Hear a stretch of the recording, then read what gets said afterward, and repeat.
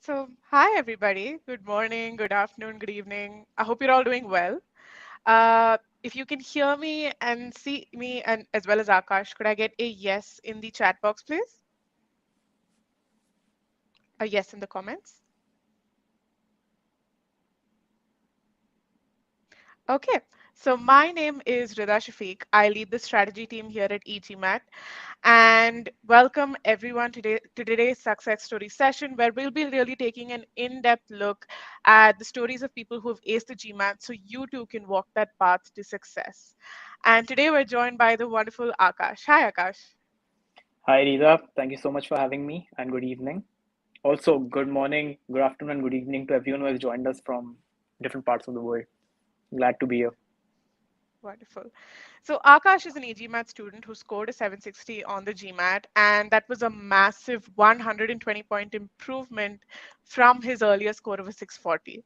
So now he's here to really just give back to the community and talk about his journey from start to finish. So Akash, for all of us out here who don't know you, can you give us some intro to who you are? Great, absolutely. So, of course, I've been a student of EGMAT and I've completed my education in Mumbai, India, and I work in a management consulting firm as a sales professional. And I've almost worked for about, I think, 3.5 to 4 years. That's when I started to sense that level of monotony and decided that, it's time maybe I should dust off the books and bring them back on the table and start reading, start studying again for the next step. And that essentially was an MBA in under my thought process. So yeah, that's pretty much my background, and let's start with the conversation to go ahead. Absolutely, right? So now that we have a little bit of a glimpse into who you are, let's actually, like you said, delve deep into your GMAT preparation. So I've been your mentor. I know that you've put in a whole lot of effort into your preparation. And the fact is, you've been preparing for a while now. So how did you really kind of start preparing for the GMAT itself? And what were your first steps on that journey? Okay. So the journey started somewhere in, I think, the mid of 2020, during the pandemic. I think, of course, an extremely unfortunate situation and time, but nevertheless, there was something that I thought I should be going forward with, and that's when I decided that I should maybe focus on the GMAT and see how the test is, and just get a glimpse of how the situation is with the exam. Uh, to be honest, I've never been too academically inclined during my school and college life, but I would say I've been relatively good with elementary level maths and languages. So the idea of an exam, which is essentially testing your verbals and your quants, didn't seem too difficult or intimidating at that point of time. But yeah, I mean, of course, as we talk, you'll understand how a roller coaster it has been for me. But yeah, 2020 was the time when I decided to start with the process. I like every other student, I used to watch a lot of debriefs on YouTube. Started reading some articles and forums on the GMAT Club platform, and I enrolled myself with one of the local classes over here, and I started with the prep. Now, it started, I think, somewhere in September of 2020, and it kind of continued for almost a year. But of course, it's not like a year of preparation, but like with too many breaks, and you study for a month, you take a break for another month, you again start studying for 20 days, you end up taking a break again. So a very dispersed way of preparing. But then, yeah, nevertheless, I prepared for a while, and I thought I'm pretty much there. I Mhm. started attempting the mock exams. Um, my score used to range from somewhere from a 650 to a 680, 690. Mhm. And based on whatever, you know, whatever things I'd read online, I knew that, anywhere I can expect maybe a plus 20 or plus 10 points here and there in the actual exam. So, yeah, uh, that's how the preparation started. And the subsections were, I mean, it felt tricky at that point of time. Um, the quants was something that I was relatively good at, like I said. So I started preparing the quants properly, and I was pretty much there. But with the verbals, I didn't really have a very structured approach. I wasn't too Hmm. sure that if I know how to crack every question that I'm going to look at. It was Hmm. more about using your grammatical rules, and just reading and choosing from the option points that are available and taking the answer and going ahead. So Hmm. that's the level of preparation I had back then, right? Got it. So quants was pretty much there. Like I said, I was relatively good with that section. So it didn't require a lot of efforts, just brushing up through the old concepts, and I would say 90% to 80 to 90%, I was almost there. But with verbals, I think sentence correction was the model that more or less I was still confident with. But Hmm. RC and CR, I didn't really have any structure or any plan of action. But nevertheless, I decided to go for the exam, and I ended up scoring a 640. I don't remember the breakup clearly, but I think it was a V31 and a Q47. Hmm. Um, so of course, it wasn't a balanced score, and Hmm. I decided to not accept that score because I felt that it wasn't the true representation of what I know. Hmm. Of course, a 640 is not a bad score by any means. It's a great score, and I'm sure a lot of people may look forward to scoring a 640.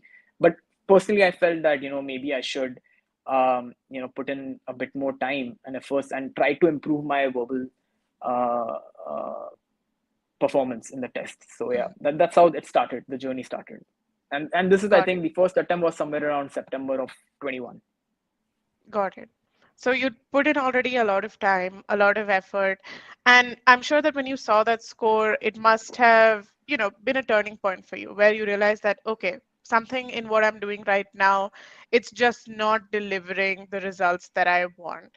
So when you kind of introspected and looked back on that first attempt, what do you think were the real big drawbacks in your approach that kind of stopped you from getting to that score the first time around? Okay.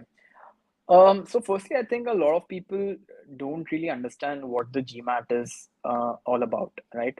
It's not a test about how well versed you are with your grammar, or how good you are with your quants, or um, how well you can solve a really difficult question or a really complex question with a lot of mathematical formulas, right? That is not essentially what the test is really testing. Um, and this is something that I understood a bit late, but I'm sure some people get it at an early stage itself. So what the exam is really trying to test is how good a reader you are, how good you read something that's there on your screen, how well you comprehend what it says. Like, there's going to be loads of data on the screen when it comes to a verbal RC or a quant question. There's going to be lots of data on the screen, right? And how well do you pinpoint the data from that screen? You comprehend that data. You know what to read. You know what to skip, Hmm. and based on your comprehension, you're able to solve the question, right? Hmm. So essentially, you have to be a good reader. You have to be able to understand what the question is saying. You're supposed to visualize what the question is saying. Hmm. And of course, I'm going to throw a lot of examples at a later stage when we discuss the verbal module in detail. But yeah, and then based on your understanding and your comprehension is when you're going to attempt the question, right? It's Hmm. not too theoretical in nature that you see the question and you directly have the easy way out where you directly jot down the formula and you get the answer. And that's the exact learning that I had post my first attempt. Because it's not like over the last 1 or 2 years I've really improved when it comes to my language skills. It was what it was back then as well. But what I essentially was able to improve is how well I'm reading, or how well I'm able to concentrate and understand what the question is trying to say, and Hmm. just take the data that is necessary. Because the GMAT will try to throw you off by adding unnecessary details with complex words, and you'll end up spending about a second or two to understand what it's trying to say. But at the same point, you can actually skim it and move forward. So that is what is required in the exam, and that's something that I learned post the first attempt. Mhm. And that's a really valuable learning, to understand that I don't have to be, a batch topper, or I don't have to be an IIT graduate or anything like that to do well on this exam.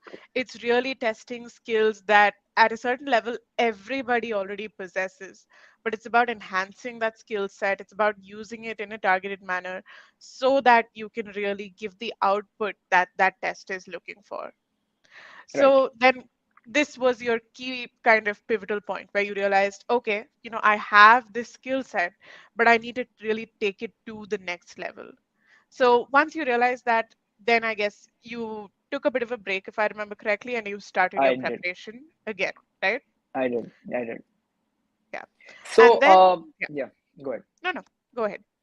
So, I mean, after the first attempt, I also realized that, I did have an approach for my quants, right? I Mhm, knew how to go about the questions. When I see a question, I was pretty well versed with the quant questions. But with verbals, I didn't really have any structure, right? I didn't really know how to go about the verbal questions. And that is exactly what I was trying to find or search for when I was looking to, enroll myself into EGMAT and see how we can move ahead from mhm. there. and Got it. and Got it. and and then I, of course, like I said, have gone through thousands of debriefs on YouTube where I found a lot of students raving about how good the EGMAT verbal platform is, and that's when I Mhm. decided to, maybe this is it. I maybe should be enrolling myself over here to see how it can move forward. I, for one, am really glad that you decided to put your trust in us, and especially in verbal, because you're sitting at a V42 right now, which is an 11-point improvement from that early V31. So the amount of effort and the amount of dedication that you put in, it's clearly paid off in this final score, right? But before we go into the verbal, you set yourself up for success right from the beginning, right? You took all the right first steps by just kind of figuring out what your starting score is on the platform. You set up your plan. So, how do you think these steps, these initial planning steps, really help put you at a better position to ace the test your next attempt? Okay. So I think it's really important to firstly know where you stand, right, with your preparation. Some, if you do not take, you do not attempt a diagnostic test, and if you do not have a score in hand, you wouldn't even know what are the areas where you really need to put your efforts in, right? And this is where the EGMAT platform really exceeded my expectations. When I enrolled, I remember I'd taken my first diagnostic test, and prior to that, I had prepared, like I'd brushed up through the old books and modules, and I remember I thought I should be scoring somewhere in a 660 or a 670 in the diagnostic test, but I ended up getting a 600, right? Mhm, And what's really great is that the platform was able to break down that test into the individual subsections, right? And it mhm, displayed what exactly or where were you standing in these subsections. For example, the sentence correction subsection, I believe my score was somewhere in the 75th percentile, right? mhm, Similarly, my CR was somewhere in the 62nd percentile. Um, the RC2 was terrible. The quants were somewhat decent, I would say. But yeah, I could understand where exactly what are the metrics for individual subsections. And the very next thing that they asked is, what's your goal, right? What score are you really looking at? mhm. Again, this is extremely personal and individual for everyone. Someone might be aiming for a 700, someone might be aiming for a 720. Back then, I had no idea as to which schools I need to target. But for me, the Mhm. priority was to you know just score well in the exam, and that can be as good as possible, right? If I Oh, can yeah. score a 740, I'm happy. If I can score a 700, I'm happy. But whatever is the best that I can score. uh, and I knew that if I keep a target score of 700, I might end up getting a 680, 670. But if I Mhm. keep a target score of a 750 or 760 or something like that, then at least somewhere down the line I had this confidence that yes, if at all I'm not able to do really well, I should still end up scoring a 720 or a 700 or maybe a 680, but something like that, right? So you need to aim higher. You need to be a bit ambitious when you are, you're looking forward to such exams. But yeah, I ended up keeping my target score of, I think, 750. I kept something like Mhm. that, and the engine started running its metrics, and suddenly I could see that there was a gap of some 15 or 16 percentiles when it comes to the SC module. Like, I need to be in the 91st percentile or 92nd percentile. Similarly, all the percentiles for individual subsections were out there. And this gave me a sense and an idea that, okay, I need to improve in this subsection by these many points. And once I do that, it's only when I am able to do that will I be able to score a 750, right? Mhm. So it's a very structured and planned process. It's not like Yeah. I have scored a V31 in my verbals and I need to score a V42. You don't exactly know which subsection you need to target. But as soon Mhm. as you know the individual metrics for each subsection, you know where you need to put more efforts. And that clarity is also really reassuring to you, right? Because it gives you that confidence that, yes, I have these strengths, I have these weaknesses, and I know exactly what I need to turn my weaknesses around and make my strengths even stronger, essentially. And you had that Right. full idea of, okay, I'm here and this is where I want to be. And I'm also really glad that we were just able to push past that 750 and get you to a 760 as well.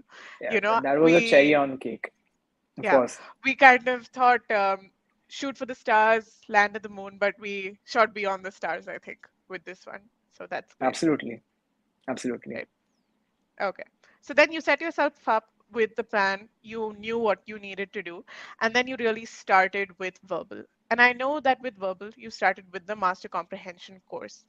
Verbal, Yeah. of course, is what needed the most time and energy. But how do you think that master comprehension as your starting point really helped you with verbal as a whole? So this is something that I've realized after the exam, and in fact during my preparation as well to some extent. What happens is when you are too focused on doing well in the exam, and you know it's a timed exam, right? You can't spend more than 1.5 minutes on every question.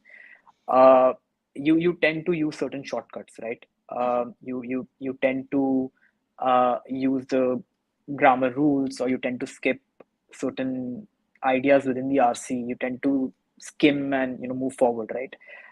But if there's someone who is not aware of what the GMAT is, and you throw a SC question at them and you ask them to answer that question, the basic thing that they're going to do is they're going to read the question first, right? They're going to read the question stem, Yeah. and they are going to read the question stem. They're going to understand what the question is trying to say, Hmm. and maybe after that they might plug in the options to see if it's right, if the sentence is now making sense, if it is logically correct, if it is grammatically correct, and so on. But Hmm. the basic thing is to read the question and understand what the question is trying to convey. But unfortunately, in an exam scenario where you are seeing the clock ticking continuously, it's a tough battle, right? It's a mental battle because you tend to skip the process of reading altogether, and you directly Right. jump to the process of plugging in the options, checking the grammatical rules, and moving forward. And Hmm. the master comprehension module exactly tried to show the way out from this, right, from this situation. um, it's a very basic module which pretty much gives the student an idea about what is a subject, what's a clause, what's a phrase, what's an object. There has to be a subject and a verb paired in a sentence. These basic grammatical rules is something that most of the students have read back in the third and the fourth grade, and they don't really tend to use or read about these things on a daily basis. But it's really important, right? These are the fundamentals and they are the building blocks for the sentence, right? So the master comprehension does guide you through this. It helps you revise these concepts. It happens in a chronological manner. You're Hmm. first introduced to a subject, then what's an object, how it is supposed to be in a sentence. So these kind of inputs are something that you can take from the master comprehension. But most importantly, what the module really teaches is, you know there's a question, you got to read it, but now you need to visualize what the question is talking about, right? Hmm. For example, if I'm reading a lengthy passage, Hmm. it's an RC passage, and say it's about, say, a bridge that's been recently constructed, right? And it's destroyed because of an earthquake. So immediately there are certain thoughts that come in my mind, right? I can visualize a bridge, right? I can see that, okay, maybe the bridge collapsed. The very next question is, how did it collapse? Okay, a collapse, like, okay, an earthquake did happen, that's all right, but like, did it collapse from the middle? Did the joints break? what else happened, why did it happen. So there are a lot of questions that keep coming in your mind, right? Oh And yeah. that happens only when you visualize it, visualize what you are trying to read, right? And this is where the master comprehension steps in. There are so many modules within the master comprehension section, and over time, over I think 4 to 5 days, when you're solving and you're going through the modules, this is the basic idea that you build on, and Mhm. that's the most essential thing, I would say. Rather, it's the first step to acing the verbal section within the exam. Oh, yeah, of course. So, what I'm really hearing from you is that this did two things for you. One, it made reading a process. And once you make something a process, it's something that you can always fall back on, right? There's very little thought involved. You knew exactly what you needed to do. But two, and very importantly, it made reading active for you. You couldn't just Right. you couldn't just look at these things as words on a page. They formed a story, they formed a picture, and that really helped you comprehend what was being said a lot better, a lot easier overall, right? Absolutely. Absolutely. And I think that's necessary. If you really want to do well in the verbal section, you can't be too mechanical with the process. Mhm. If you're reading it, you need to wire your brain to fall in love with what you're reading, right? Oh And yeah. we have had this discussion multiple times, and we'll again step in when we talk about the RC module. But Mhm. yeah, I mean, whenever you're reading something, you need to really like, even if it's the toughest of the passages out there, even if you have no idea about it, you still need to read it in such a way that uh, the subject matter seems intriguing, right? Of You course. should be interested in what you're reading, and only then you will be able to visualize what you're reading. And once you're able to visualize, is when you will be able to comprehend, pre-think, ask the right questions, and so on. Mhm. Oh, yeah, absolutely. And I mean, while we're talking about pre-thinking, I know that that was something that really changed the game with how Yeah. you actually approached CR, which, as you yourself said, was something that was not as strong as your SC. So, how did pre-thinking really help you answer CR questions and make that a easier process for you? Right. Post the master comprehension, I kind of replicated what I learned in the master comprehension module in the SC module, right? Mhm. And pretty much the SC, like I said, I was already at a better spot, so I kind of swept into the SC. But CR was definitely challenging for me, um, because CR is again has nothing to do with the grammatical rules. It's about logic and reasoning, right? Mhm. And this is where the pre-thinking really kicked in, the pre-thinking approach. Mhm. So ideally what it does is, there's an assumption question or there's an evaluate question, Mhm. and the way you read the passage, you start to understand the link between that assumption. Okay. Mhm. And you think that, okay, under what circumstance will this assumption not hold true, right? And while you're reading it, you're thinking continuously, okay, this is the fact, this is what the passage is trying to say, and the author has made this assumption. But when will this assumption not hold true, Mhm. right? When will it not stand? And that's when there are going to be multiple options that might kick in your head. That, okay, what if Mhm. this happens, then this assumption falls. And if you negate that option, you get the answer for your assumption question. Mhm. And that is how simple the process is, but it is really it's mind blowing. When the first time I um, started utilizing this method in solving the CR questions, I could see a drastic improvement, a drastic change of score when it comes to Mhm. the CR questions, right? There were questions I would spend about 2.5 minutes to 3 minutes reading the question, but I would still not be able to understand what the question is trying to say. And Mhm. the questions are so tricky that out of five options, three will seem correct, Oh right? yeah. And they're so close to being correct, right? Like they are really tricky. They'll make you fall for these options, right? But Oh but yeah. when you are utilizing a process like pre-thinking, you are able to eliminate those last two option choices and actually go for the right one. Mhm. So pretty much, I think pre-thinking did help me in the CR model. There's no doubt about it. Got it. So it gave you that very structured framework, whereas before you kind of you didn't have that structure, you didn't have that fallback, right? Now you had a very clear idea of, okay, this will work, this will not work because it doesn't fit into this pre-thinking framework that I've created. And so, and that's a process that will apply even to the most difficult of CR questions. And that really helped you just get the answer right a lot better, a lot more of the time, I guess. right? Absolutely, it's a proven method. Like I said, a lot of people generally have some method or some structure to follow when it comes to the quants, the quant section. But verbal is something which a lot of people rely on just reading. Hmm. Right now, as much as I'm stressing on the point that reading is extremely important, but you also need to have some level of structure, some Hmm. method to crack those questions. It just can't be plain Absolutely. reading. It's not a story that you're reading, right? And you have about 1.5 minutes, like we mentioned.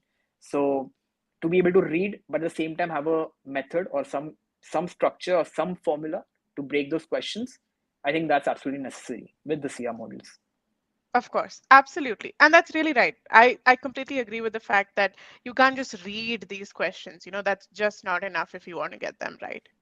So you managed to create this framework, you managed to make a process that worked for you. And how did you really kind of practice to ensure that, okay, I can replicate this process again and again? I can get the right accuracy that I want. I can answer the right kind of questions. What was that process for you?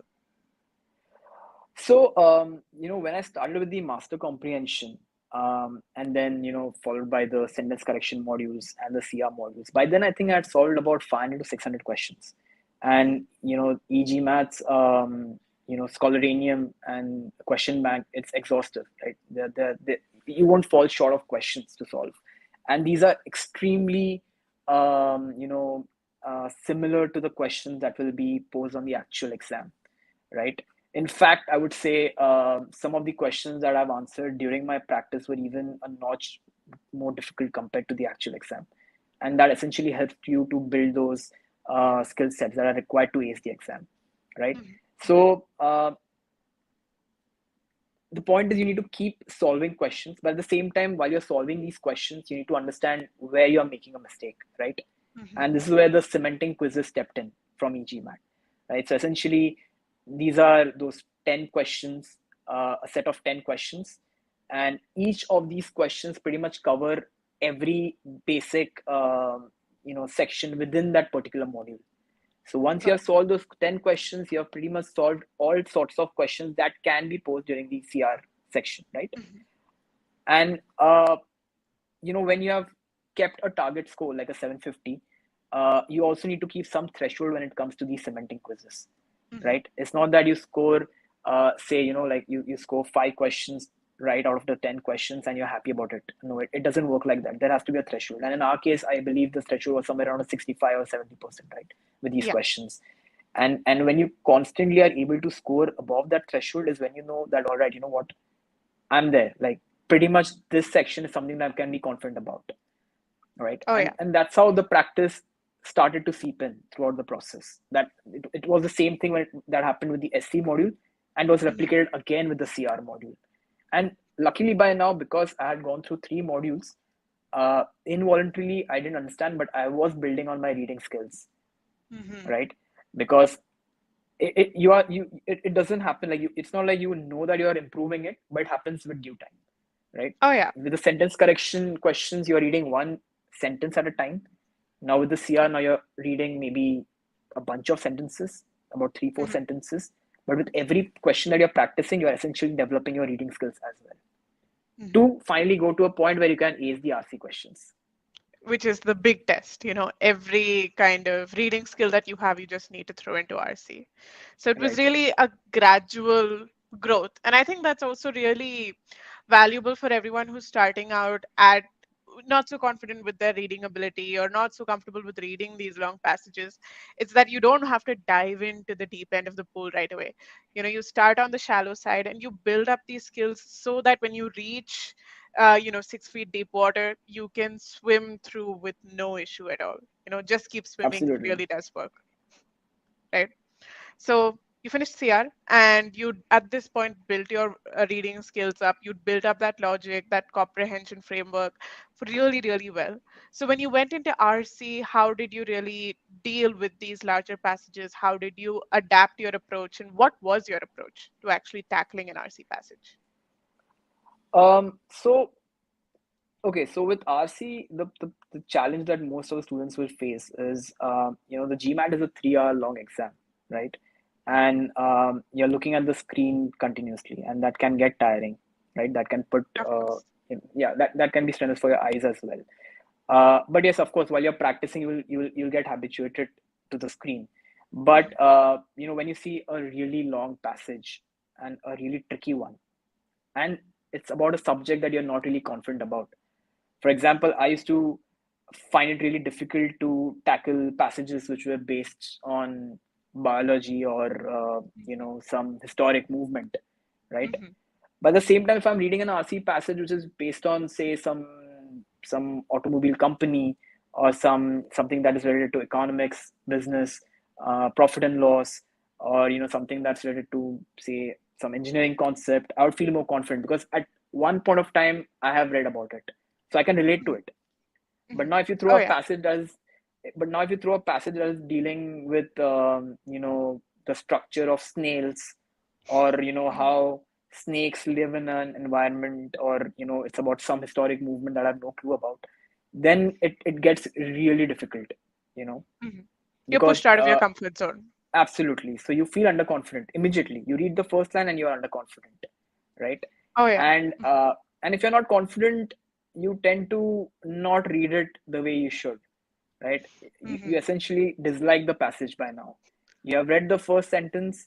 Um it's been about 5 seconds. You have already started disliking the passage. There's You're no prejudice more there. interested. Absolutely, you're no more interested to know what is happening. Mm-hmm. But because it's an exam and because you have paid good money, uh, you are going ahead with the passage, but essentially not grasping anything from the passage. You're not learning anything, right? Oh yeah. And one way to tackle this problem is, and that is something that you guys, of course, did help me incorporate during my practice, is you start reading a passage with a smile, right? Mm-hmm. Of course, it shouldn't look weird during the exam, but Oh yeah. that's the least you can do, right? At least you need to be happy while you're solving that question, right? You need to start on a good note. You need to start on a Mm-hmm. fresh note. And okay, Even if it's maybe I've snails. even if it is snails, even if it is snails, bats, any other animal, or any other movement or whatever, you need to be happy about it. Okay, you are learning something new today. That's the way you Mm-hmm. can go ahead, right? And that is essentially what I started incorporating while I was practicing. Then whenever I'm reading something, I am looking forward to what's going to happen next, right? Mm-hmm. So if the first line is talking about let's say, for example, the bridge example, right? That there's a Mm-hmm. bridge that's recently collapsed because of an earthquake. Uh, I have visualized the bridge. I know it has collapsed because of an earthquake, and I pretty much picked up the points, right? And now I start to think, okay, what next? Mm-hmm. What next is the author going to tell? He might talk about why it collapsed, like was it not strong enough to deal with the earthquake? Or maybe it might talk about the death toll, Mm-hmm. or it might talk about how we can circumvent a situation like this in the near future, right? Mm-hmm. So essentially, I'm now utilizing the skill that I've developed during the CR module, that is pre-thinking, Mm-hmm. right? Right. You've already created those options in your head. Absolutely. Absolutely. So now I'm utilizing my pre-thinking skills, and I'm assuming that this is what the next passage is going to, this is what the next paragraph is going to talk about. Mm-hmm. And when you solve n number of questions, you're pretty much there. These assumptions tend to be right 90% times, right? Mm-hmm. And that's when you know that, okay, this is what the passage is going to talk about, and that's exactly what the author will be talking about. And now you can visualize it even better. Mm-hmm. So the need of making or jotting down points and creating notes during a timed exam, that need is gone. Mm-hmm. Because you've created such a vivid mental picture of it Absolutely. that you don't need Absolutely. that physical notes of it. Absolutely. Now, for example, coming back to the example of the bridge, if Mm-hmm. I've assumed that yes, the next paragraph is going to talk about, um, the death toll, okay, Mm-hmm. then I'm now visualizing, okay, maybe there was a newspaper, an article which mentioned about the death toll.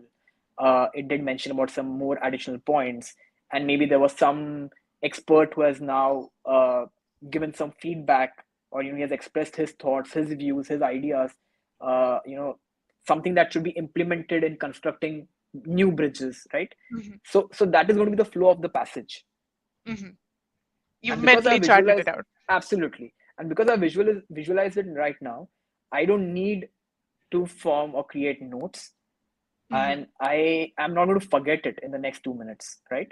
So I'll Hmm. pretty much remember it while I'm solving all the RC questions, about 5 6 questions that will come ahead. Oh yeah. And that's the process. There's no other option. There is no shortcut to an RC passage. The only way to ace the RC is to read, like what you're reading, be happy that you're going to learn something new, Hmm. wire your brain accordingly, and that's it. You will pick the RC immediately. Absolutely, absolutely. That makes a lot of sense, right? Because one, you don't have to love this for very long. This is the shortest love affair you're going to have in your life, right? Absolutely, yeah. 7 to 8 minutes and you're done with it. But you give it your all during that short amount of time. You really just put yourself into that passage wholly and completely, and the payoff is huge. So I'm really glad that that was a realization and that was a change that you could bring about in yourself, because that change has brought about a huge improvement for you in your verbal ability. Absolutely. Right. So that's Right. wonderful. And Now, see, yeah. mostly, when you're talking about the RC questions, there's going to be one standard question, right? That's talking about the main idea, or Mhm. your inference, or what you're understanding from the passage. And when you are really reading in this manner, uh, it's very easy to understand what the RC passage is talking about, rather than making notes, getting too much into the intricacies of the passage, picking up words which are not really important, or spending a lot of time understanding or pronouncing a particular jargon. It's not required, right? Oh, You yeah. need to understand what it's trying to say, and Mhm. only when you're following this is when you're going to be able to answer those questions, right? Absolutely. Absolutely correct. So now I see you've had these three verbal sections, all like little soldiers standing in line. They're fighting fit, they're ready. And that's when we really moved into the next stage of your verbal prep, which was test readiness. And that's what really, was necessary as the next step. So, how did we really go about test readiness, and why was test readiness such an important part? Right. So while you're preparing for the verbal section, it's good to follow a set pattern. If it's chronological in nature, you have started with the master comprehension, you have now aced your SC, so you're pretty much able to comprehend what individual sentences are talking about, your grammatical rules are right. Then you're able to use your pre thinking approach in the CR, and using all of that, now you're able to do well in the RC. But while you're preparing, uh, you are ideally sticking to one subsection, right? And you are so used to solving RC questions back to back that if out of nowhere you face a CR question, your brain may not be able to switch to that method of pre-thinking, right? Mhm. So that switching between subsections is something that is really necessary during the exam, because it's a computer adaptive test. You have no idea as to what is going to come next. It can be an RC question, it can be an SC question. Maybe your first question after you start the verbal section could be an RC question for all you know, right? Or it Oh, could be yeah. a really difficult CR question, and the very next question could be an SC or an RC, and so on. So you really need to train your mind to be able to switch between these subsections while you're solving, and this is where the verbal test readiness really kicks in, right? So again, there are these customized tests that you can take. Mhm. Um, you can choose the difficulty of the questions. You can start off with questions of average difficulty, with some questions that are relatively easier, and then slowly uh, you know uh, improve the quality of the questions. Start Mhm. answering questions that are difficult, maybe a 700 plus level question, and that kind of customization is something that really helps you build your skill, Oh, right? yeah.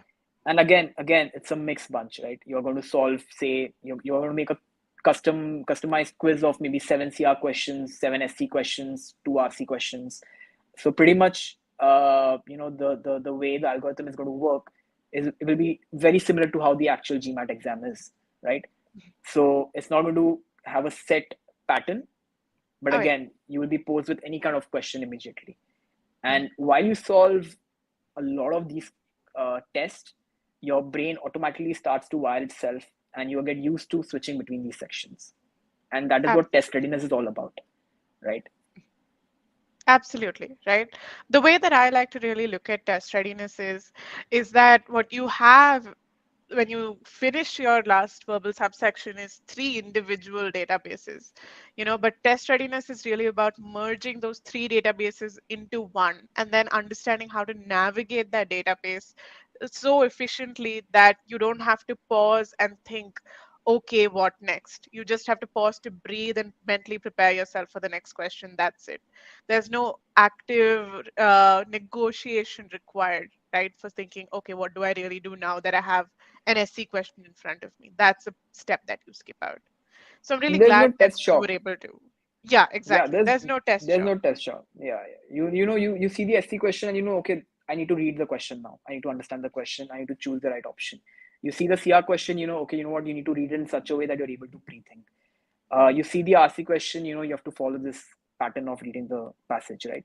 So that, but if you're not practicing these kind of tests, and if suddenly there's a really difficult or a tricky CR question that pops on your screen, you might enter that stage of shock where you end up wasting about 10 odd seconds to be able to absorb what the question is really trying to say, right? And this has happened during a lot of practice and mock exams. So I can't stress how important it is to be able to ace these kind of test readiness quizzes. Absolutely. Absolutely. It's completely vital, right? Because those 10 seconds can make all the difference for you when you reach the actual test stage. Right? So now you'd finished your verbal and quant. I know that you were already at a higher ability. You were at that Q47 stage itself. So how, as someone who was starting out on the higher end of the quant scale, did you really work on improving your score or even just making sure that you could replicate this kind of a performance on a different test day?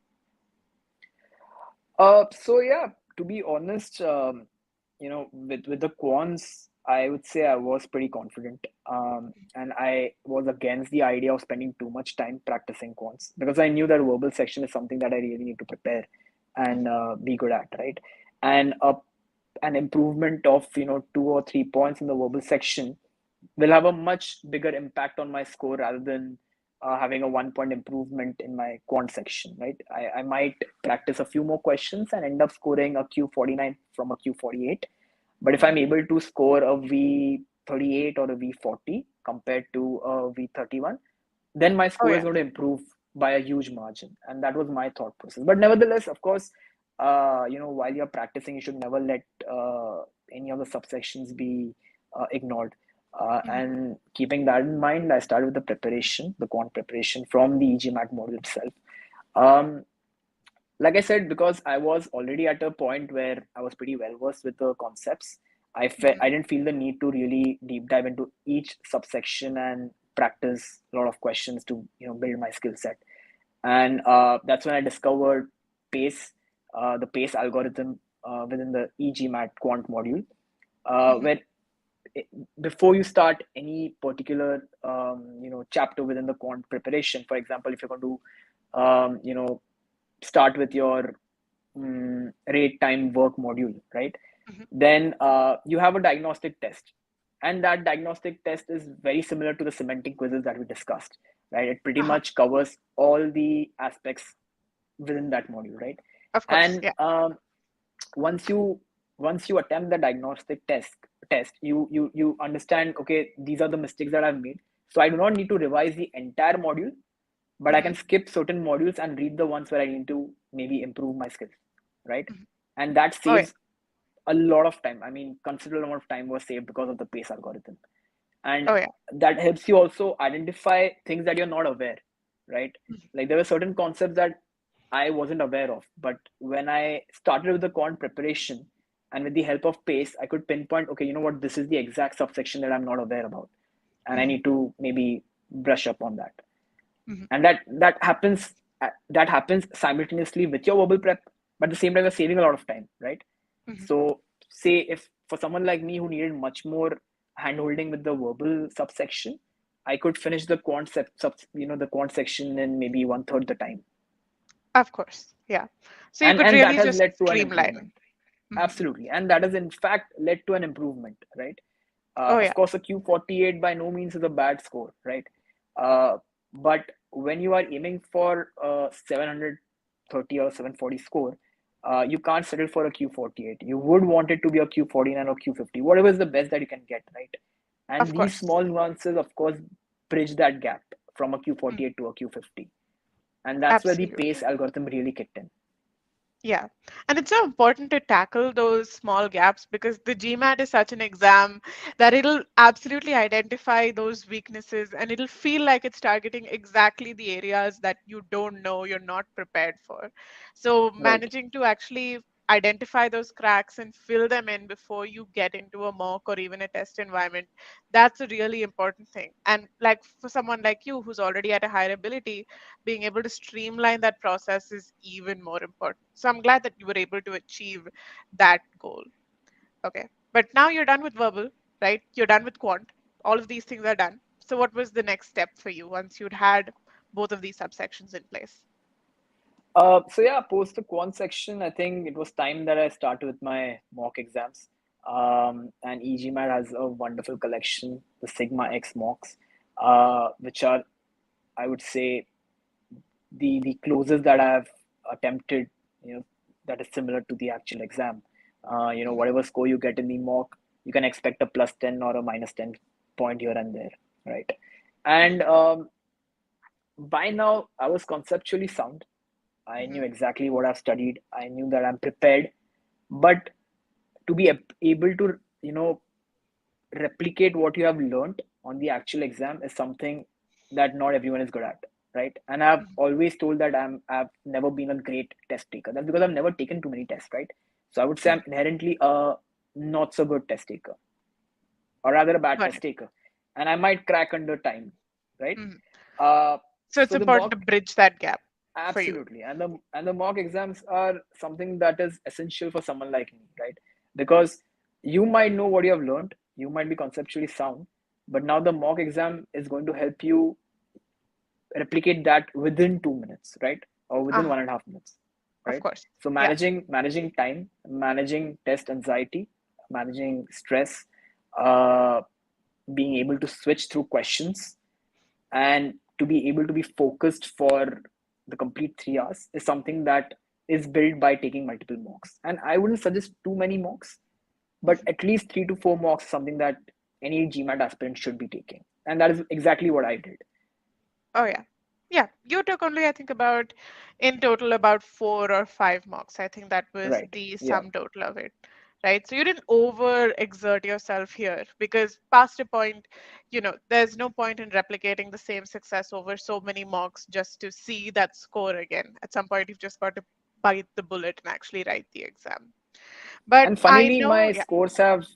funnily my scores have varied way too much, and you're aware of that. You know, Yes. there have been mocks. The first mock I took, I ended up getting a 640, and I was shocked. I was like, I've prepared for such a long time. I've Mhm. spent about 2 to 3 months preparing, and I've just improved by mere 40 points from my diagnostic test where I'd scored a 600. So it was pretty shocking, and I couldn't understand where I was going wrong, right? Mhm. But then the very next day, I took another mock and I ended up scoring a 730. Mhm. So there So was a what did you huge really variation, So what did you really introspect and find was the difference between the way you took that 640 and the way you took the 730 mark? right? So something that I realized is while you're attempting this exam, candidates tend to fall in love with the question, Oh yeah. right? Hmm. Uh, it's a matter of ego that you have faced a quant question, Hmm. and that you're aware as to how you're Hmm. supposed to solve this question, Hmm. and you're just not ready to let it go, right? And that is not how you will ace the exam, right?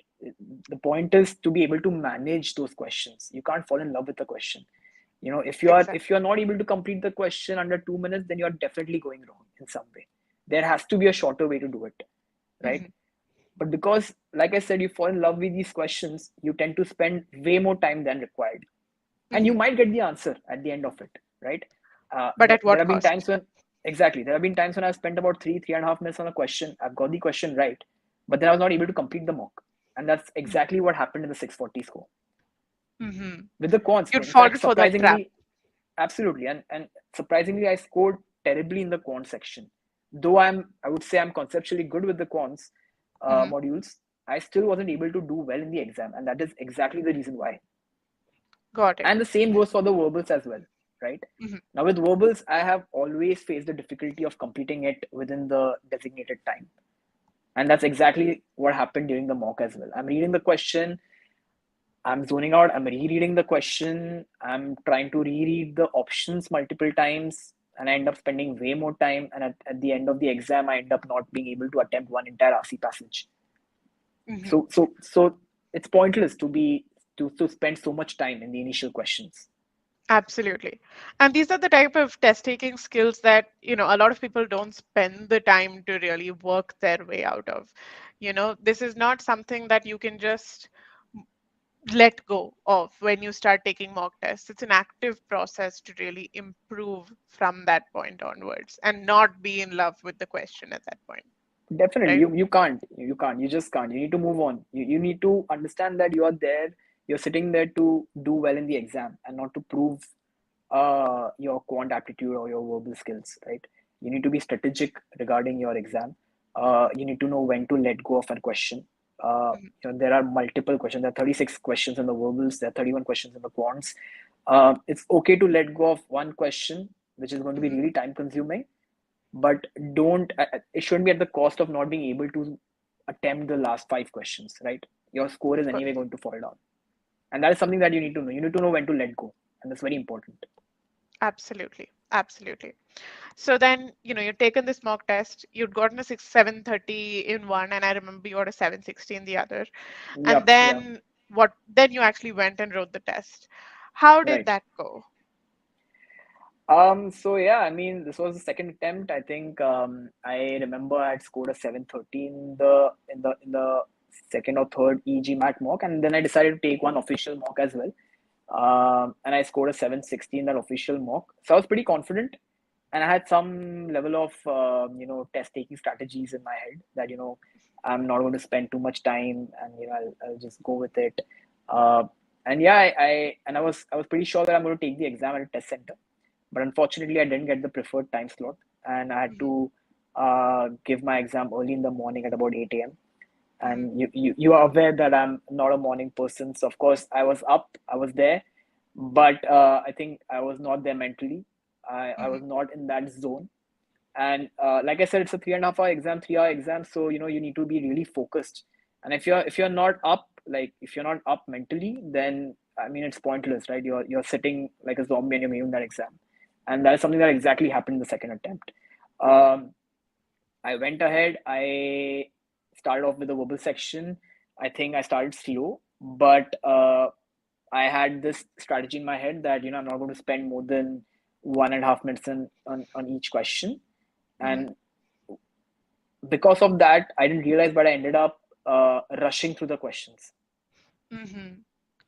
You right? really said, I'm not gonna love these questions, but I'm actively hating them right now, and you speed ran through a lot of the Absolutely, exam. absolutely, absolutely, and that's what exactly happened in the second attempt. Uh, as much as I'm still going to stress on the fact that you shouldn't fall in love with the questions, but at the same time, you shouldn't rush through the questions either, right? Okay. And I remember that in the verbal section, the first 15, I think, questions were something that I spent good time and I was doing well.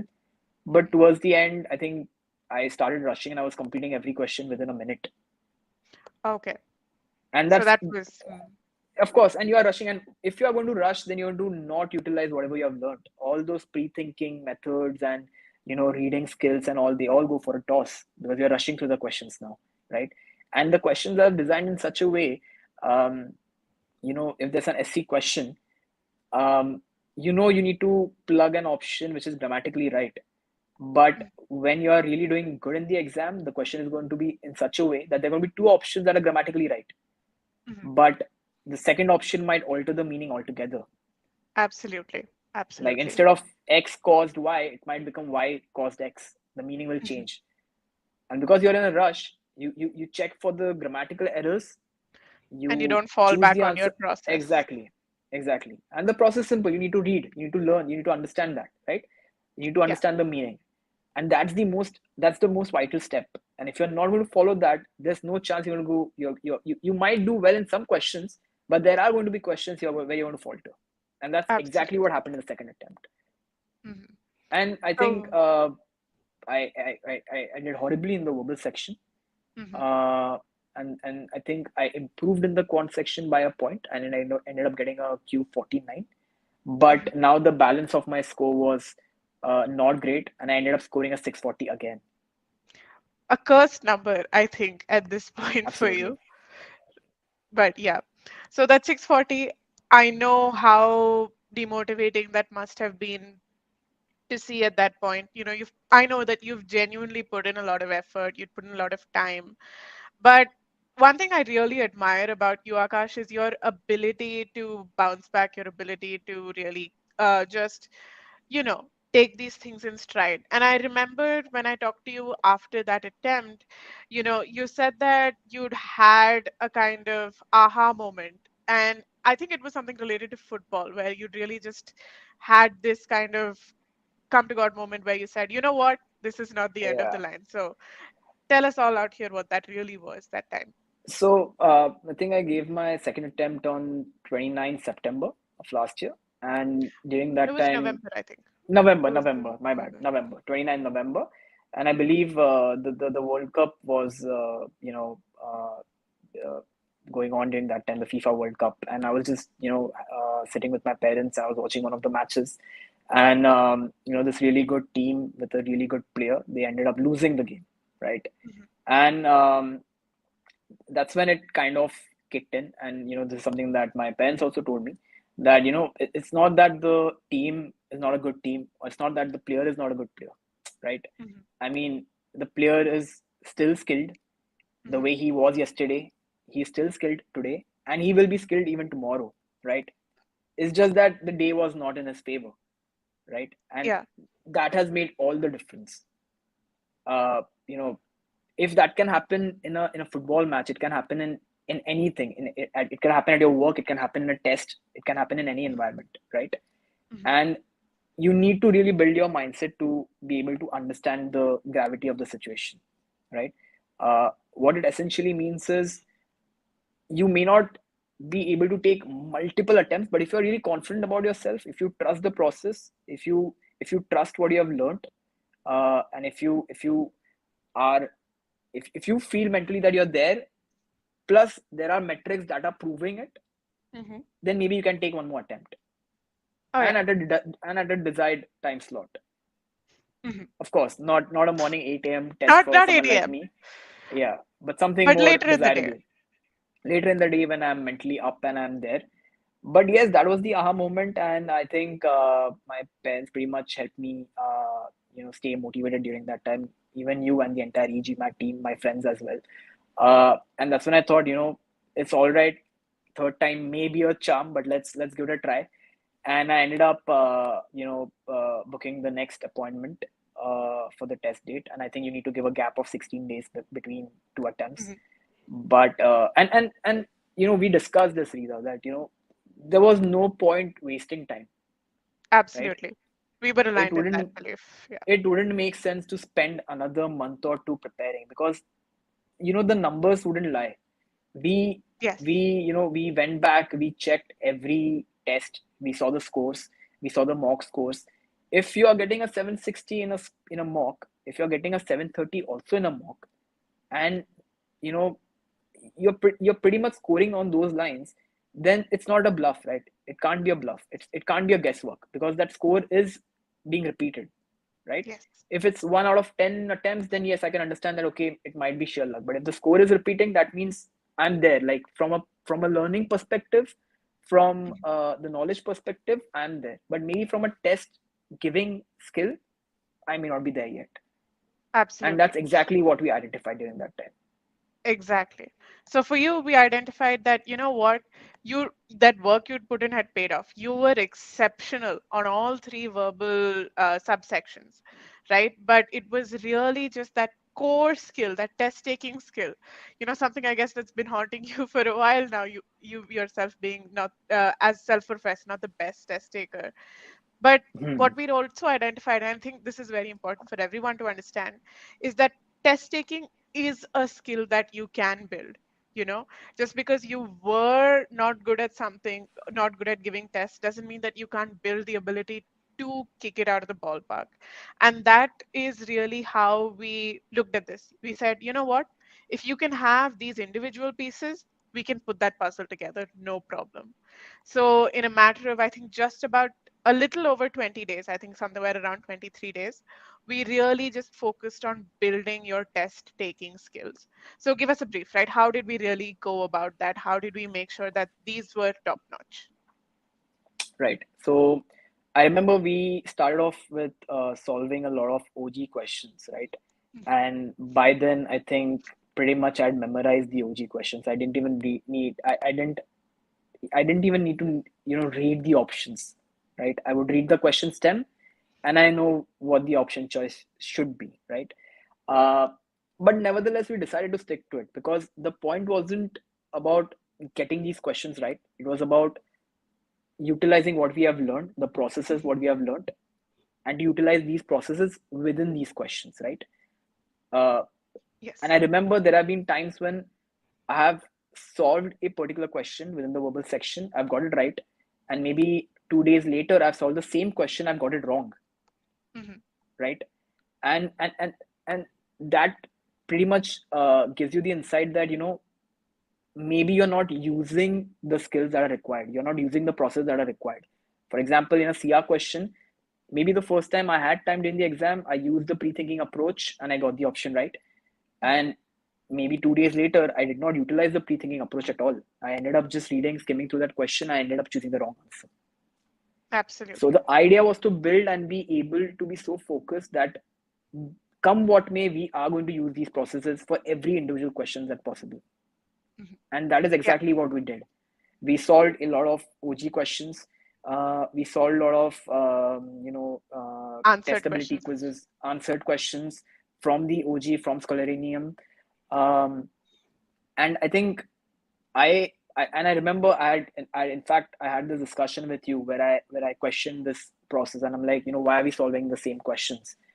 And we did discuss that, and Mhm. we came to the conclusion that it is necessary to be able to replicate these processes on these questions. Absolutely, right? Because the way that you really need to look at test readiness and just taking the test is by looking at it at two levels, right? One, you have the difficulty level of questions. You have those 700 level questions or 750 level questions, but then you have that ability to actually use the methods and move between different question types. And you Yeah. can't have a great score if you don't have both those pieces in line.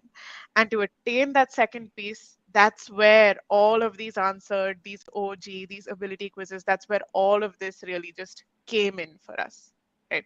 And what we realized is, it's pointless to solve n number of questions, but rather, if you have a bunch of questions, good set of questions, and you are doing it in the right way, and you're able to switch between these questions, then that's it. That is what is necessary for your verbal section, and that is exactly what we did during those 20 odd days, apart from the Absolutely. quant preparation, right? Mhm. Yeah, absolutely. So a little bit of quant just to, tweak, Yes, absolutely. work So on those.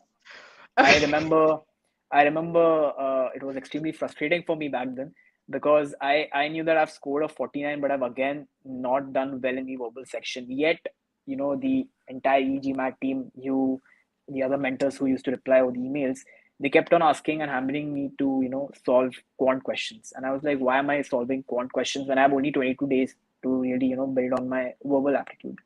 But I think it did help because if at all I take a gap of 20 days, and if I'm not at all focused on the quant section, then there's no chance I'm going to get a 49 again. I might end up getting a 47.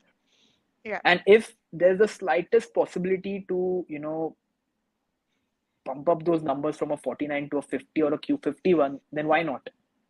Why leave that to exactly. chance, right? Especially when it's not a whole lot of effort. It's not Exactly. like, day in, day out, 22 days you do quant. It's that for a small targeted amount of time, you give a little good bit extra good effort four here. five days good 4 5 days, you solve some really difficult questions just so that your mind is there, you're in that zone, you're able to quickly pick the pen and start solving. You're not in the test shock. And I think that's it. That is what was required for the quants. And that has pretty much helped me to improve the score as well in the final attempt. Absolutely.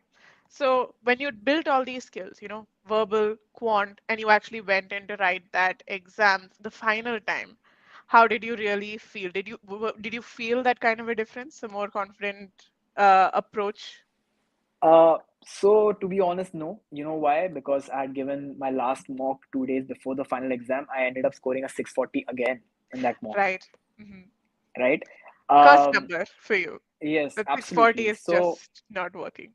absolutely. So I think I gave my exam on the 23rd December, and somewhere around the 21st or the 20th, I had given the final mock exam, and I ended up scoring a 640 again.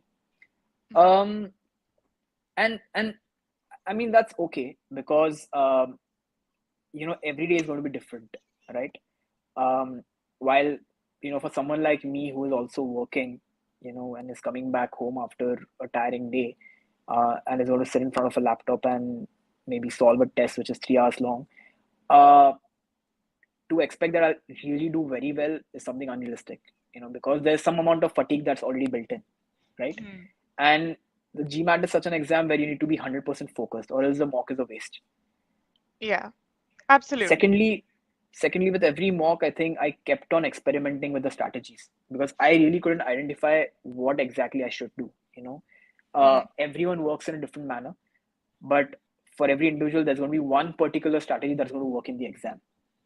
Till hmm now there were so many strategies I used to keep using, you know to not fall in love with the exam, with the questions, but then again to not rush through the questions. uh, but there was nothing concrete that I was able to pinpoint. And post the last mock, I decided that come what may, in any question in within the verbal section, unless I'm 100% sure that it's right, I'm not going to move on. But at the hmm same time, I will keep in mind that I'm not crossing the threshold of 1.8 to 2 minutes. hmm I So you won't were waste like, time rereading.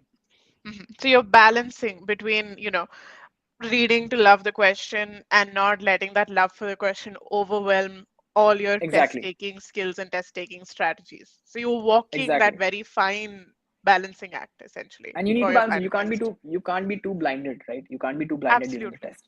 When you are solving, there has to be that balance. You can't rush, you can't be too slow either.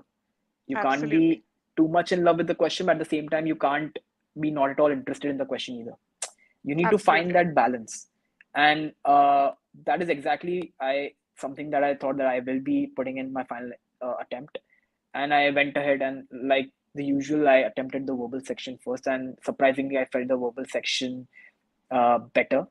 In fact, I found it easier. So I was again not sure if I've done good or I've done horribly, because it's a CAT, right? It's a computer adaptive test, and as soon Mhm. as you are, if you're scoring, if you're solving the question wrong, the next question may be an easier question.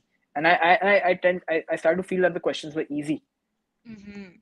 So So you were thinking, am I just really this good or have I really messed something up somewhere? You know? exactly. So that kind of, I think, I got a bit jittery during the exam because of this thought. Uh, Mhm. but I was like, you know what? There's no point thinking about it. It's done. It's anyway probably the last time I'm attempting it. If if I can do well, it's great. If not, then okay, I'll have to make peace with it. But nevertheless, I thought, like, let's go with it. And the verbal section got over really nicely, and I think I could complete the entire section in time. I didn't have to Mhm. rush through a single question. Wonderful. I didn't have to guess a single question. Okay. Mhm. And this was something surprising because out of all the mocks and the previous attempts that I've taken, every time I've fallen short of time. Mhm. But not Okay. this time. But not this time. This time the verbal section went perfectly smooth. In fact, so good that, like I said, I kept doubting myself, and I thought I Mhm. messed it up. But yeah, we had to move on from the verbal, and I was, there's an 8 minute break, right? Optional break that you take. And I stepped out of the room. I remember I just started to feel a bit happy about my verbal section. I thought, you know what, I had the slightest hope that maybe I've done really good. Mhm. But let's keep my fingers crossed till the end of the exam, right? And now, of course, I was going to deal with the with my strongest suit, that is the quant section. So I was pretty confident that, you know what, it is a quant section. What else can happen in the quants? Like, I've always got a Q47, I've got a Q48. It's going to be a cakewalk for me again, Cakewalk. right? Hmm. Yeah, yeah. Like, damn simple. But then anyway, I went in, I sat for the exam, and I remember the first question that I ended up getting was a question based out of statistics, and Uh-huh. it was a really difficult question. Hmm. Uh, and I remember I was sweating profusely in a cold environment, right? The AC is on, I'm still sweating, and I don't know what to do. I've pretty much blanked out. I've forgotten everything that I've learned. Every That test formula that I anxiety hit you. know, every formula that I know, every question that I've practiced, I'm just not able to remember. And I'm constantly staring at that first question. I'm rereading that question multiple times. I'm trying to understand what the question is saying, but it's all Greek and Latin for me at that point of time, Hmm. right? I'm not able to understand what it is saying. But anyway, I believe I had spent good 4 to 5 minutes in that first Hmm. question. You know, uh, and I knew that somehow I have to get back. Like, I have to hold my nerves together. I have to get back in that zone. So I just took a break for about, I think, 15 seconds. Then I Hmm. again read the question, and I knew that I have to do this question right, because again, it's like a good charm, right? Like, you do the first question right, you started on a good note. If you're not Hmm. confident about the first question, you will end up being underconfident throughout the test. Hmm. And Oh yeah, you know, I it's a mental game. it's a mental game, right? So I thought, now that I've anyway wasted 4 minutes, might as well waste another 2 minutes, but get the question right, right? Hmm. And almost after, I think, 5 to 6 minutes, I was able to get past the first question, and that was indeed a difficult question. I mean, I have solved so many mocks and attempted the exam twice, but never have I faced a question like this to be the very first question itself, right? Hmm. And yeah, I think the subsequent questions, the second and the third question, again took, I think, more time than required, but it's okay because I had to get back in that zone. But Hmm. now And there there was was a also big that kind of challenge. friction from that first question. Absolutely, absolutely, absolutely. And I was trying to forget about that question because, uh, when you spend more than 2 odd minutes solving one question, you tend to remember that question, right? Mm. And while you're Yes, solving the very absolutely. next question, you will still keep thinking about the previous question, and you'll wonder if you were right or you were wrong, and you'll end up messing the next question. Hmm. But Absolutely. I had to manage that situation, and I was also running short of time. So anyway, I picked pace. I Hmm. went ahead. I was worried that I may not be able to complete the section because I'm running short by about 6 odd minutes, 6 to 7 odd minutes. Uh, but that's when I think my final strategy came into place. That is, with quants, there are two sorts of questions, right? There's a problem solving question and there's a And a data data. sufficiency question. And quants is the only type of question where you genuinely fall in love with that question, because you need to get that answer right while you're solving a Hmm. problem solving question, right? Unless you see, like, say the options are there, and unless you see one of the option choices, you won't be happy or satisfied with your with the attempt, right? But Absolutely. at this point of time, I knew that, okay, with the problem solving question, there's no other option. I need to solve it. I need to pick pace. But what I can do is I can identify the type of questions that I will be able to complete within 2 minutes. Hmm. The GMAT is often going to throw questions which are really tricky.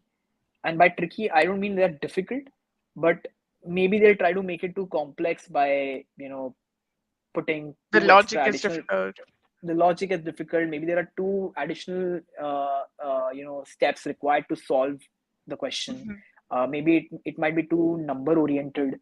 Like, a simple calculation could be, 10 into 20, but they might make it really difficult by putting some decimal figures and things like Hmm. that, right? Like, there are ways to make the question difficult. The question will be Absolutely. same, but if the numbers are not in favor, then you'll take A whole maybe different 30 thing. seconds more to solve question, right? And when you solve a good set of questions over time, Hmm. especially the questions that we solved during our test readiness and towards the last 20 days, I figured that I'm able to identify the questions that I know. I see the question, I'm able to understand that, okay, you know what, I can solve it under 2 minutes. And if there's Hmm. a question which I know is going to take about 3 minutes or 3.5 minutes, then I need to make some level of educated guess.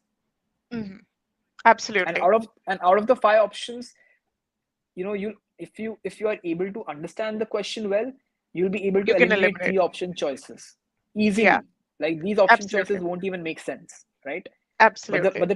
trick is to be able to Reach that point, choose isn't between it? the, yes, exactly, to reach that point and be able to eliminate the last option, right, and Mhm. actually go for the right one. And that happens only when you solve a good set of questions with A some amount of representative pool, practice. essentially. Absolutely, a representative pool. You need to keep solving to be able to reach to that point. Mhm. um, what you can do, and for every test taker out there, what any GMAT aspirant can do is, when you are actually falling short of time in the exam, you may not need to solve the entire question right.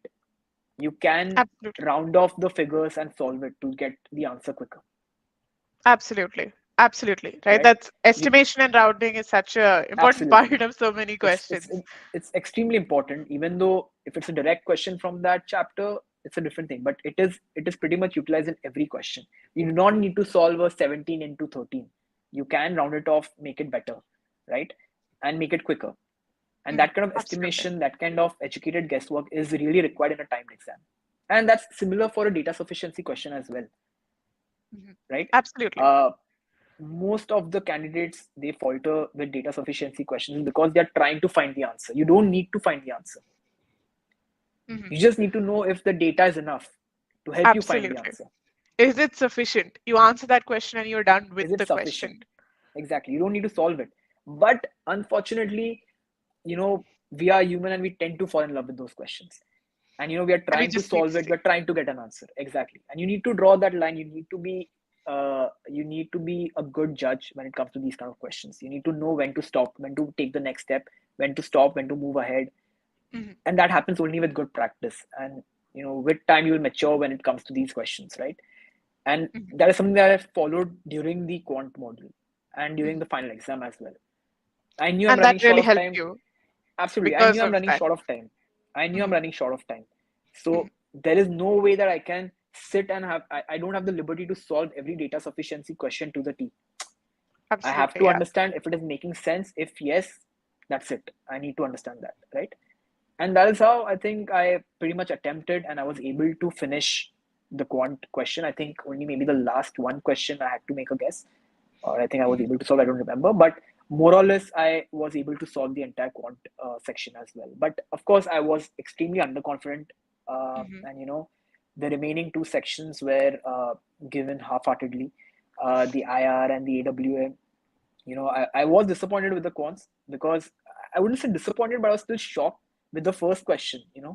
I'm trying to forget about that first question, but I know that has really, really messed up my entire performance in that section. Even now, you But can't never, forget it. even now I can forget it. I still remember it so well. So, but yeah, I think I had to move on and finish the test now that we are already completed, the majority chunk of it. Mhm. I completed the IR and the AWA. I ended up getting a 7 in the IR as well. And of course, when you are practicing your verbal and quants, there's no reason why you should not be able to do well with the IR. It's basically a mix of both the sections. Of Mhm. course, time is again going to be a factor over there, but nevertheless, the questions are more or less doable for any candidate. And yeah, I Absolutely. think that's how the final attempt ended. And I think I had about good 3 to 4 minutes before submitting, the final AWSA. But yeah, I think I was just sitting and taking some time out to really introspect and think about all the months that have gone in the preparation before hitting the final submit button. Mhm. And then you hit that button and a Yeah, 760. And I yeah, can't imagine the joy, the euphoria in that moment. absolutely. I think for a very long period of time, I was staring. I was just looking at the screen at that point of time. I saw the breakup first. I saw the score first. I remember I saw the score. I saw 760, and I thought I read it wrong. And I again read it, and it's a 760. And I then went ahead and checked the breakup. And it was a V 42 and a Q 50. Mhm. uh, and I was surprised, pleasantly surprised, of course, that the quants has also improved. That Mhm. means that whatever strategy that we thought of adopting really worked out, right? And Absolutely.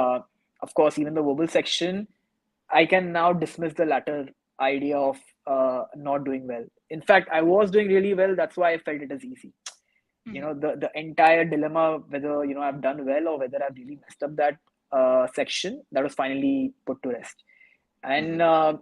yes, I think for a good 5 to 6 minutes I was just looking at the screen. I was the last person to leave the room, and elated, to say the least, looking at the score. Absolutely. Understandably so, right? And I'm so happy to hear as once you got that 760 because I knew how much time and how much effort you'd put in. But really, really just congratulations on that piece because I know that it's a score that you've put in so much effort into, so much time and heart into, and it's something that you absolutely truly deserve, right? Thank you so So, much, Ida. I think for anyone out there who's watching this and will watch it at a later point of time, uh, you know, had it been a 720 or a mhm, 710, I think I would have been equally happy because I had put in efforts. I knew I didn't lack anywhere. There was no reason to doubt the efforts or the months that we have mhm, put in together. So any good score would have been happy, but of course the 760 was something that kind of put the entire situation at rest. Like I'd never have to revisit the test again. But absolutely. yeah, I think anyone who's taking these points and is going to work in the similar fashion, I don't see a reason why they should not be able to ace this exam. Absolutely. Absolutely. And on that note, right, let's actually look at our audience. Let's see what questions they have for you. Let's try and help people out as much as we can so that they can kind of high five you at your success and meet that same expectation. So let's kind of start from the beginning. I think we had a question from Samagra who asked if it's very normal. He says he's learning verbal, but the process is slow, and is that normal? So, what do you really have to say to someone who's taking time to actually imbibe these processes? I think that's all right. Because to each their own, right? Like some people, if I am not good with quants, I Mhm. wouldn't. I would take a lot more time than required, right? Even I wasn't that great with the verbal section, so I've taken a considerable amount of time preparing the verbal section, and there's nothing to really learn in the verbal section as such, but the inherent skill of being able to learn to read is what matters the most, right? And that will Mhm. build over time. It's not like if you read the newspaper or you read just articles that's going to help, because the test is not happening on a piece of paper; it's happening on the screen, right? So when you're spending good amount of time sitting in front of the screen, uh, looking at similar kind of questions over time, you will be able to read better. You'll be able to gauge the questions better, comprehend it better. And Mhm. once that skill is built, automatically you will be able to solve verbals better, Mhm. because there's nothing much to learn in the verbals as such. Apart from the grammatical rules and apart from a few processes required to solve the questions, it's more about how good you're able to understand what it is trying to say, and that might take some time. Some people are avid readers, they do really good, they are able to Mhm. pick it up ASAP. But for the others, Mhm. they might have to spend a bit more time to do it, and I think that's completely fine, even if the process is slow. It's about doing it perfectly. It's not about just doing it for the sake of it. Absolutely. Absolutely. Everyone asks, and that is the name of this user. Everyone asks, did you rush during the verbal part? So the answer to that is no, but I think it's important to state why that was so, why you didn't rush.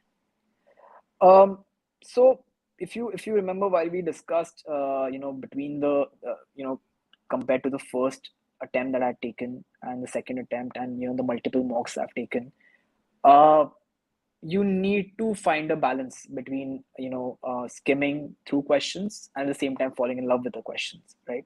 So Mhm. if someone is asking that should I rush during the verbal section, of course not. You need to understand what the question is saying, and only once you're sure can you go ahead.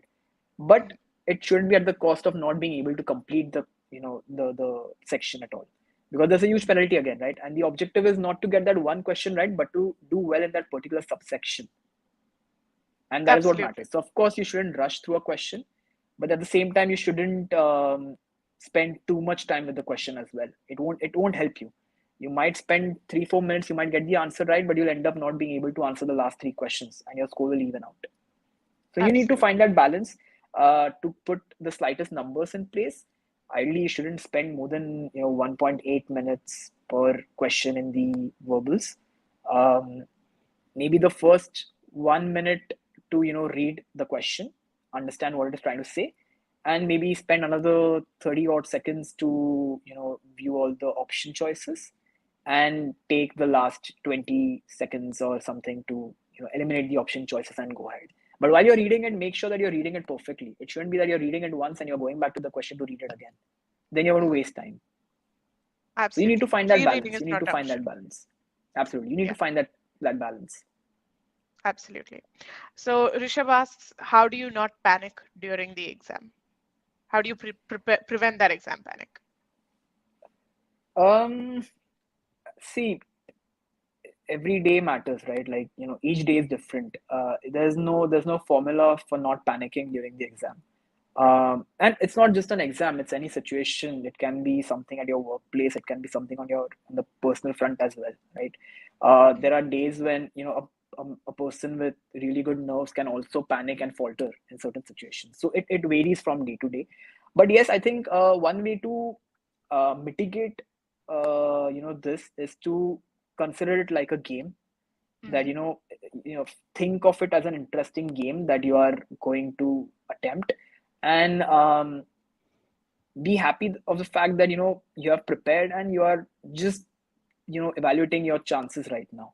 Think of it as a game. Don't really think of it as an exam as such, and it is not really a very difficult exam if you think about it. It's not too theoretical in nature. It's more Mhm. about logic and reasoning. It's a fun exam, and it really identifies a person's candidature, because that is what is going to be evaluated in any MBA college, right? So GMAT is a beautiful exam if you see. It's not too heavy with formulas. It's not too heavy with vocabulary. It's more about logic, reasoning, understanding, going with the flow, and that's how you can, I think, pretty much keep yourself calm during the exam. So don't think of it as an exam. I would say rather drop that word from your dictionary and think of it as a game. Got it. That's really good advice, right? And it's like it's just a gradual process, like Akash has said, every day matters. So when you know that exam panic is an issue for you, take the necessary steps to really just counter that every day from the time you start your preparation. Take 5 minutes to meditate, take 5 minutes to just ground yourself into what this is, right? Don't hype it up too much, and that will really just pay off in the long run, right? But moving on now, Raki has a question. How do you prepare for DS questions as most of us falter in the same? So definitely DS questions are an area where a lot of people do find an issue with quant, right? So Akash, I think we touched upon this briefly, but how did you actually look at a data sufficiency question and tackle the same? So, Raki, you need to understand that when you're talking about the quant sections, why people are more confident with problem solving questions is because they are able to find the end result. You know, they are able to see the answer and see that option choice match. And that's why you feel that, what, you are confident about this option choice. Whereas with a DS question, you are not supposed to find the answer. You are just supposed to understand if the data that is provided, will it help you find the answer or not. So the entire process of solving the question, going through every nuance within that question, doing all the calculation, you can directly skip it, right? Think of yourself as someone who is maybe preparing the question, right? If you're preparing a question for someone, you're going to put certain data points, and those data points should essentially help you get an answer. Now, as a test taker, you have to visualize that question, put those data points in place, and then try to see if you can find the answer. But do not try to solve it. It's pointless. You don't need to find the answer. And Absolutely.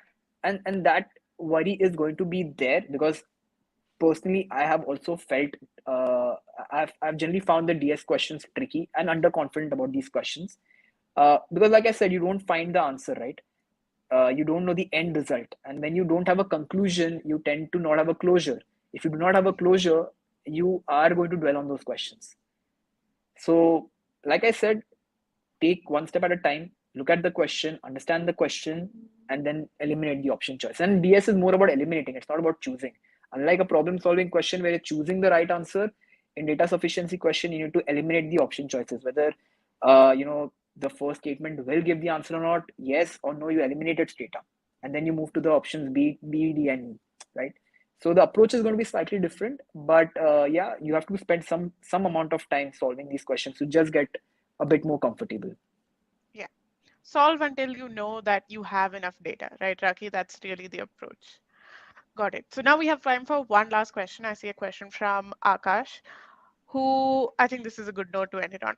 If you could go back and do one thing different with your GMAT prep, what would it be? Okay, so I think firstly, you need to understand and allot a particular time, for your preparation. You can't keep it like a never ending uh, approach. uh, you know do not take breaks.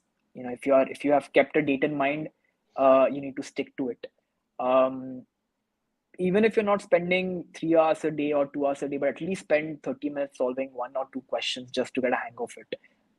That'll keep you going. If you take a break for a day, that becomes a break for 2 days, that becomes eventually a week, a month, and so on. And that is exactly what happened during my first attempt. That is something I avoided in the second attempt. And of course, didn't let that falter my third attempt at all, and tried to go as quickly as I can. Because, like I said, it's not a theoretical exam. There's not too much to mug up or remember.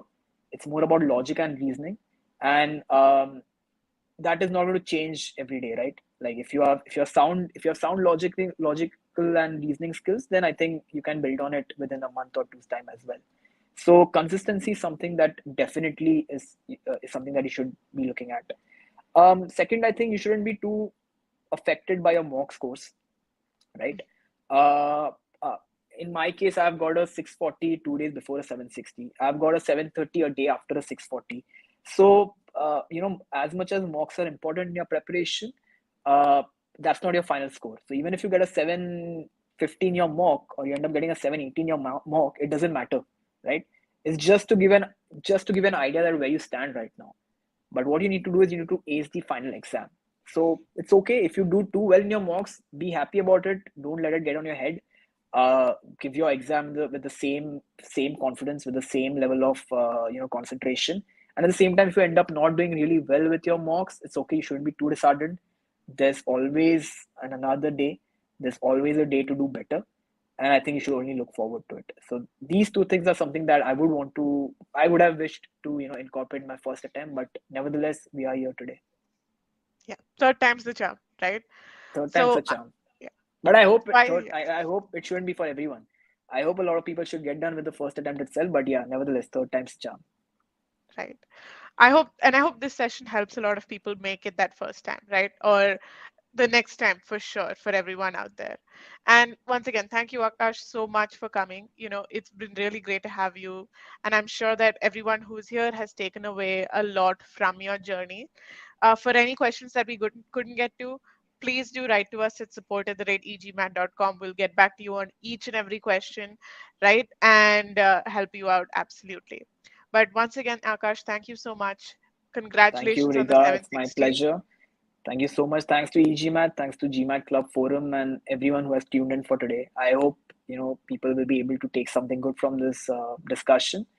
And good luck to every GMAT aspirant out there. They can, of course, reach me on LinkedIn if they have any queries. But good luck to every GMAT aspirant. And trust me, if I can do it, I'm sure a lot of people over there will be able to do it.